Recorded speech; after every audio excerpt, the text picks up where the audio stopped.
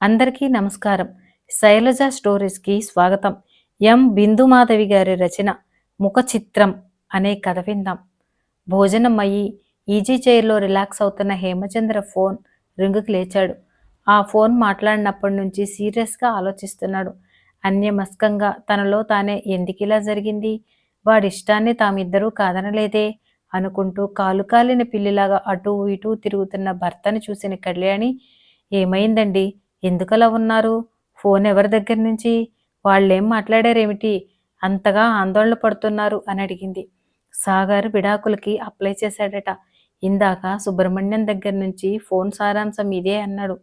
ఆయనకెలా తెలిసింది? అంది ముఖం అసహనంగా పెట్టి. సుబ్రహ్మణ్యం కొడుకు మనవాడు ఫ్రెండ్స్ కదా, వాడితో చెప్పాడట.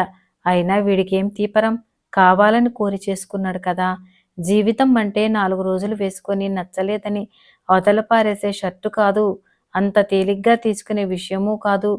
వాడు ఆ అమ్మాయిని మనకు చూపించి, ఈ అమ్మాయిని తప్ప ఇంకొకరిని చేసుకోను అని ఖరాఖండిగా చెప్పినప్పుడు ఒకటికి 2 సార్లు ఆలోచించు. ఒకసారి చేసుకున్నాక కష్టమైనా, సుఖమైనా చివరిదాకా వాళ్ళతో సర్దుకు బతకటం నేర్చుకోవాలి అని మనిద్దరం చెప్పాం. ఆ అమ్మాయి నా కొలీగ్. 4 ఏళ్ల నుంచి చూస్తున్నాను. అన్ని విషయాల్లో నాకు తగిన వ్యక్తి.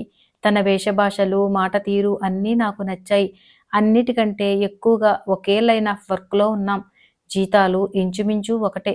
ఇద్దరం ఎన్నో విషయాలు షేర్ చేసుకోవచ్చు అని బోడి కబుర్లు చెప్పాడు. ఇప్పుడవన్నీ ఏమయ్యాయో? అయినా తల్లిదండ్రులం.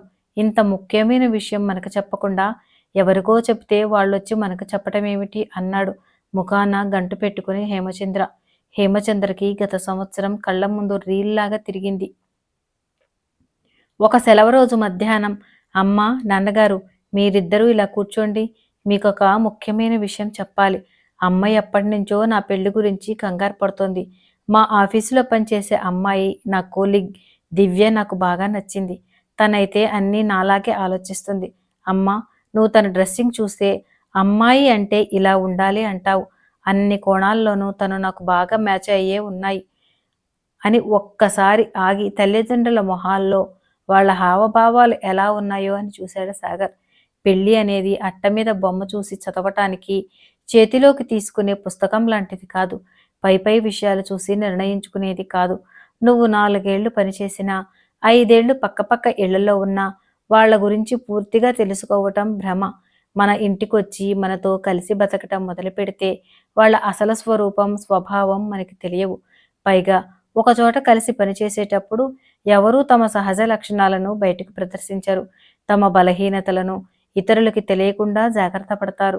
నిర్ణయం తీసుకునే ముందు 1కి 4 సార్లు ఆలోచించు అన్నారు హేమచంద్ర కళ్యాణి ముక్తకంఠంతో. పిల్లలు సుఖంగా ఉండటం ముఖ్యం అని నమ్మే తల్లిదండ్రులు అవ్వటం వల్ల కొడుకు అంత నమ్మకంగా చెప్పిన తరువాత సాగర్ ఇష్టప్రకారమే సాగర్ దివ్యలకి దగ్గరుండి పెళ్లి జరిపించారు. సాగర్ ఉద్యోగం బెంగళూరులో, దివ్య ఉద్యోగం కూడా అక్కడే అవడంతో కొత్త ఆశలతో కొత్త ఇంట్లోకి, కొత్త కాపురంలోకి అడుగుపెట్టారు.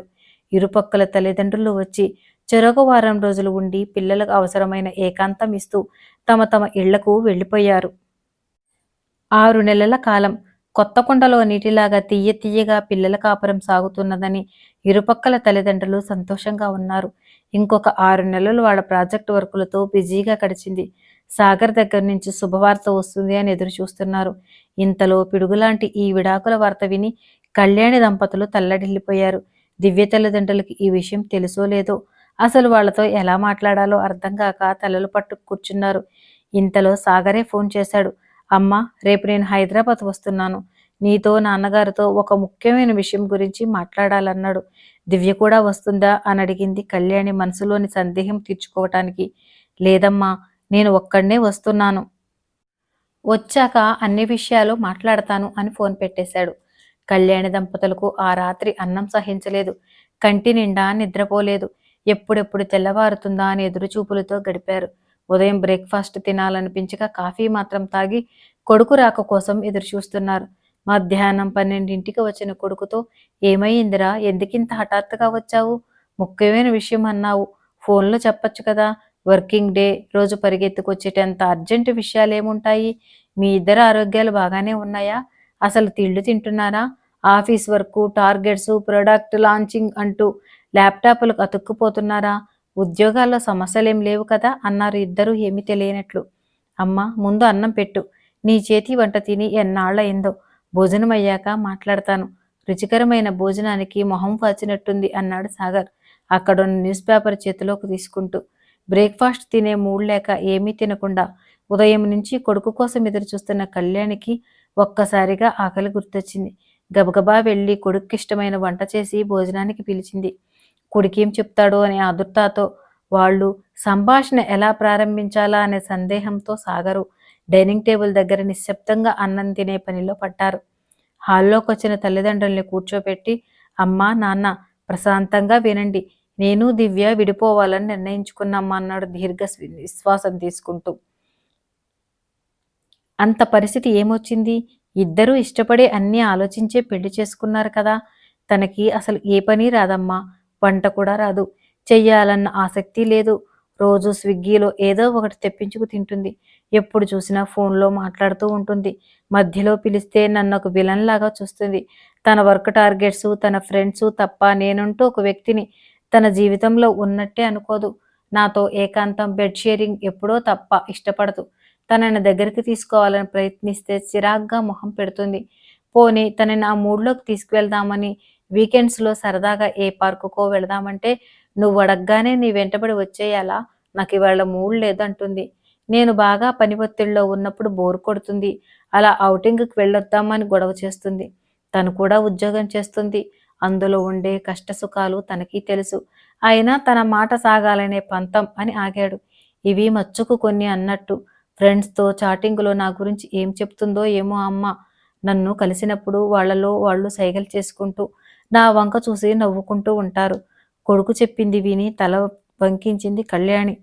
మేము నీకు ముందే చెప్పాం. పెళ్లి అంటే పైపై మెరుగులు చూసి నిర్ణయాలు తీసుకోవటం కాదు అని. అనేక విషయాలు ఆలోచించాలి అని. నీకు గుర్తుందా? చిన్నప్పుడు మనం ఇంట్లో తెప్పించే వారపత్రిక కవరు మీద బొమ్మ చూసి నువ్వొక రకంగా, బొమ్మ ఇంకొక రకం నీకు గుర్తుందా?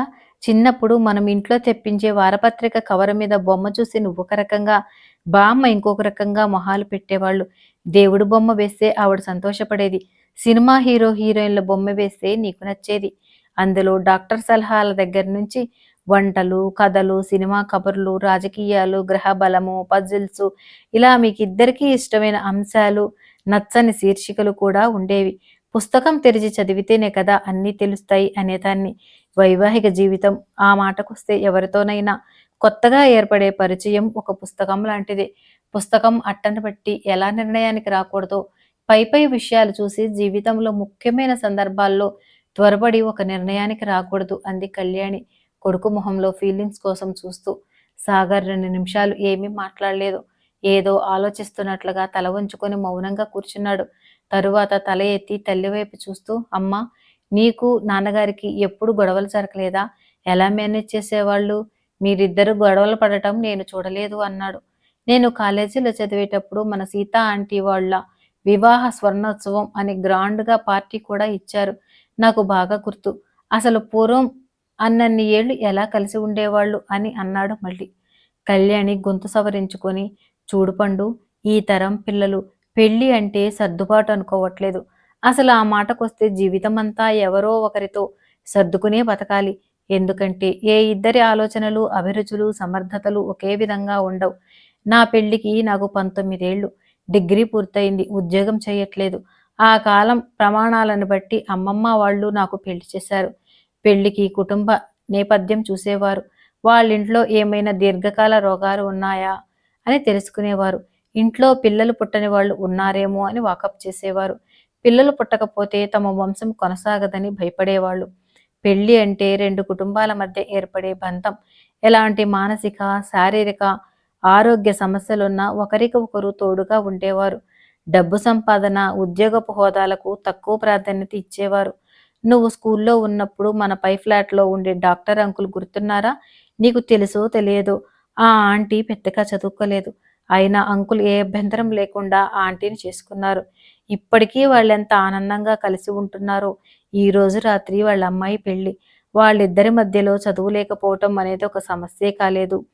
ఆ రోజుల్లో ఎక్కువగా తెలిసిన వాళ్ళు, బంధువుల్లోనో, మిత్రుల్లోనో సంబంధాలు చెబితే పెద్దలు కుదిర్చిన వివాహాలే ఉంటాయి. వధూవరులకి పూర్వ పరిచయం ఉండేది కాదు. పెళ్ళయ్యాకరే ఒకరి కుటుంబం గురించి ఒకరు, ఇంకొకరు వ్యక్తిగతంగా ఒకరి గురించి మరొకరు తెలుసుకునేవారు. ఆ క్రమంలో కొంతకాలం గడిచిపోయేది.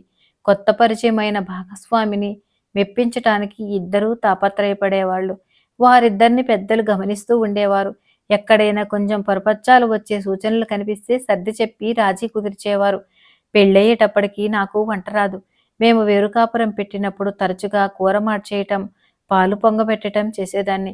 నాన్నగారు పోనీలే బంగారం, ఇదొక వెరైటీ అనుకో, ఇప్పుడేం లోపం జరిగిందో గుర్తుపెట్టుకుంటే రేపు అలా చెయ్యకుండా ఉంటే సరి. కొన్నాళ్ళకి నీకే సరిగ్గా వంట చేయటం తెలుస్తుంది. అభ్యాసం కూసు విద్య అన్నారు పెద్దలు. కొన్నాళ్ళయ్యాక ఇవన్నీ తలుచుకుంటే భలే సరదాగా ఉండి మనమే నవ్వుకుంటాం అనేవారు. ఎప్పుడూ విసుక్కోలేదు. మా అమ్మకి కానీ, వాళ్ళ అమ్మకి కానీ చెప్పి ఎప్పుడూ నన్ను హేళన చెయ్యలేదు. పెళ్ళైన కొన్నాళ్ల తర్వాత నేను ఉద్యోగంలో చేరాను. అప్పటికి నాకు ఇల్లు ఎలా నిర్వహించుకోవాలో తెలిసింది. ఈలోపు ఇంట్లోకన్నీ నాకు పువ్వుల చీరలతో సహా నాన్నగారే సమకూర్చేవారు. ఈ తరం ఆడపిల్లలు ఆర్థిక స్వాతంత్రం కావాలని ఉద్యోగాల్లో చేరాకనే పెళ్లి చేసుకుంటున్నారు. డ్రైవింగ్ నేర్చుకొని స్కూటరో, కారో కొనుక్కుంటున్నారు. ఏ విషయానికి ఎవరి మీద ఆధారపడక్కర్లేదు. పెళ్లి నాటికే ఇరువురికి జీవితంలో ప్రతి విషయం మీద స్పష్టమైన అభిప్రాయాలు ఏర్పడుతున్నాయి. ఒక రకంగా ఆ అభిప్రాయాలు నిర్దిష్టంగా, నిక్కచ్చిగా ఉంటున్నాయి. అవసరమైనప్పుడు తమ అభిప్రాయాలు మార్చుకోవటానికి కానీ, సర్దుకుపోవటానికి కానీ ఇద్దరిలో ఎవ్వరూ ఇష్టపడట్లేదు. కుటుంబ పద్ధతులు, వ్యక్తిగత అలవాట్లు, మనస్తత్వాలు ఏవీ చూసుకోకుండా రూపం చూసి నచ్చిందని పెళ్లిళ్లు చేసుకుంటున్నారు. ఎవ్వరూ దేనికి రాజీ పడట్లేదు. ఒక రకంగా అది కూడా సమస్యలకు దారితీస్తున్నదేమో అనిపిస్తుంది. జీవితం ఎక్కువ కాలం హాయిగా సాగాలంటే ముందు భార్యాభర్తలిద్దరి మధ్య స్నేహం అనేది ముఖ్యం. ఇప్పుడు మీరు కుదుర్చుకొని పెళ్లి చేసుకుంటున్న పెళ్ళిళ్ళలో ఇద్దరి మధ్య కాస్తైనా కొత్తదనం అంటూ ఉండట్లేదు. మెల్లగా స్నేహం ఏర్పడి ఒకరినొకరు అర్థం చేసుకోవటం అనే విషయానికి ఆస్కారం ఉండట్లేదు. వివాహ బంధంలోకి ప్రవేశించేటప్పటికే ఒకరినొకరు ఒరేయ్ ఒసై అనే పిలుచుకునే చనువు ఉంటుంది. మితిమీరిన ఆ చనువు మీలో అనుబంధానికి బదులు లెక్కలేనితనాన్ని పెంచుతుంది. ఎవరు ఎవరి మీద డబ్బు కోసం ఆధారపడక్కర్లేదు. దానివల్ల ఎవరు ఎక్కువ, ఎవరు తక్కువ అనే ధోరణి పెరుగుతుంది. అక్కడి నుంచి మాటామాట అనుకోవటం, కనీస మర్యాదను కూడా వదిలేసి నోటికెంత వస్తే అంత తిట్టుకోవటం జరుగుతుంది. మా రోజుల్లో పెద్దవాళ్ల ముందు కొన్ని మాటలు వాడకూడదు అనే సభ్యత పాటించేవాళ్ళం.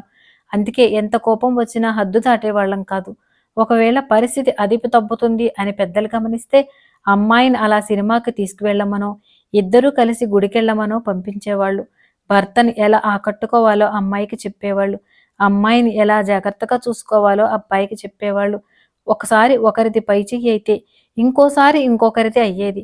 అది లొంగుబాటుతనమనో, బానిసత్వమనో అనుకోకూడదు. పట్టు, విడుపు తెలియటమే ముఖ్యం.